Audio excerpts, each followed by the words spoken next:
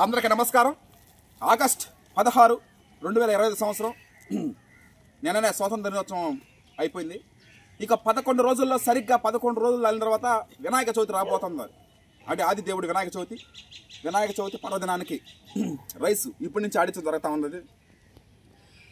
ఈ వినాయక చవితికి మనం అనుకున్న విధంగానే బుక్ రిలీజ్ చేయడం జరుగుతూ ఉన్నది. వినాయక చవితి అయిపోయిన తర్వాతే బుక్ రిలీజ్ చేయడం జరుగుతుంది.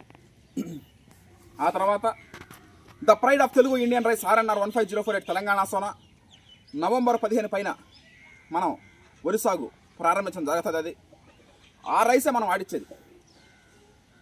కంచు కోటలు హైదరాబాద్, తెలంగాణ రాష్ట్రం హైదరాబాద్ రాజేంద్ర నగర్ వరి పరిశోధనా స్థానంలో పురుడు పోసుకున్నటువంటి ఆ RNR 15048 తెలంగాణ సోనా ఎక్కువగా మనం పంపించినటువంటి రైస్ దాదాపు ఒక 50%, 100% మనం పండిస్తే 50% ఆ ఊరికేను, ఇంకొక 50% రాజమండ్రి, ఏలూరు, గోదావరి, కోనసీమ, తూర్పు గోదావరి, పశ్చిమ గోదావరి, కోనసీమ వాళ్ళకి ఎక్కువ, అంటే ఉభయ గోదావరి రాష్ట్రాల ఉభయ గోదావరి ప్రజలకి, హైదరాబాద్ ప్రజలకే ఎక్కువగా, అంటే 2 కొంచెం కోట్లు.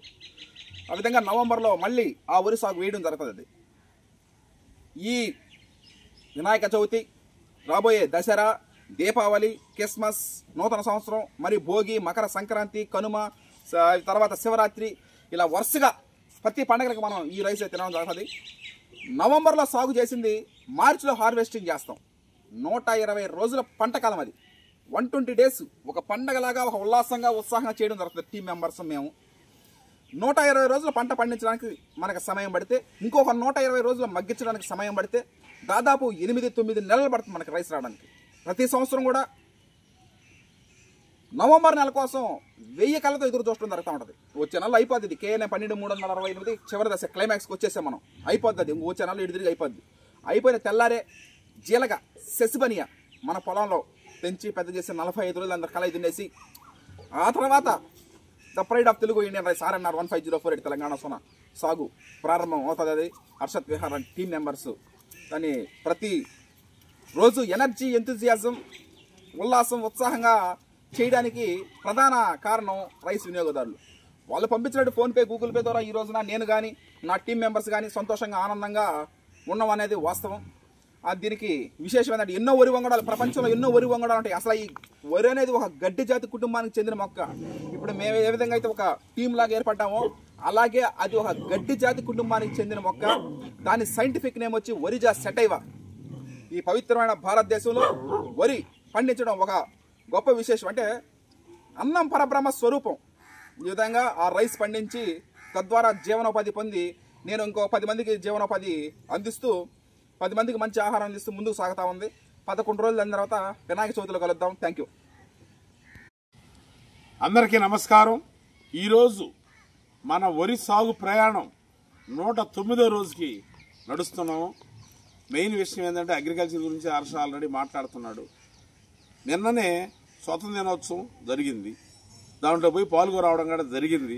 ప్రకృతి వ్యవసాయం తరఫున, వ్యవసాయ శాఖ తరఫున మన అక్కడ పోలీస్ గ్రౌండ్లో జరిగే చాలా గ్రాండ్ ఫంక్షన్ అది. దాంట్లో మనం హర్షత్ విహార్ టీం తరఫున పోయి ప్రకృతి వ్యవసాయ భాగంలో పాల్గొరావడం జరిగింది. అది బాగా సక్సెస్ అయింది. మెయిన్ విషయం ఇంకోటి ఏంటంటే, మన దేశానికి నేటి బాలరే రేపటి పౌరులు. వీళ్ళు బాగా అన్ని బ్రహ్మాండంగా క్రమశిక్షణతో ఉంటే రేపు దేశం కూడా అద్భుతంగా ఉంటుంది. ఎందుకంటే ఒక 20 ఏళ్ళ తర్వాత వాళ్ళందరూ కలిసి సమాజంలోకి వస్తే వాళ్ళ వృత్తుల్లో వాళ్ళు ముందుకు పోతే అది సమాజం, దేశానికి కూడా అభివృద్ధి కూడా అది.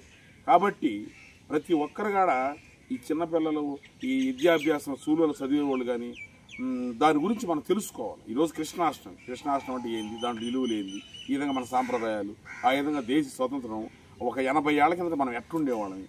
అందరూ బానిసత్వం బతుకుల్లో బ్రిటిష్ వాళ్ళు అప్పుడు రోజుల్లో వ్యాపారం కోసం వచ్చి మన దేశాన్ని కబలిచ్చి పారేసి ఆధిపత్యం వాళ్ళు తీసుకొని మన భారతీయులు బానిసత్వాలుగా చూడడం జరిగింది. ఇలాంటివన్నీ మనకి ఊరికే బళ్ళే గంట చెప్పి చాకరీలు తీసుకొని వచ్చిన పాట తెలియదు. కాబట్టి ఇళ్లల్లో కూడా పేరెంట్స్ కూడా ఇలాంటి స్వాతంత్ర దినోత్సవం, రిపబ్లిక్ డే అప్పుడు ఒక 10 నిమిషాలు కేటాయించి ప్రతి ఇంటిలో, మన భారతదేశంలో ప్రతి ఇంటిలో కూడా ఆ జెండా ఎగరేయడం, ఆ రోజు ఆ సందర్భాన్ని గురించి ఒక 10 నిమిషాలు కానీ మాట్లాడుకుంటే పిల్లలకు కూడా తెలుస్తుంది. ఆ దేశ విలువలు, సిచ్యువేషన్లు అన్నీ బాగుంటాయి. ఆ విధంగా అందరూ బాగుండాలి, అందులో మనం ఉండాలి. Okay, thank you.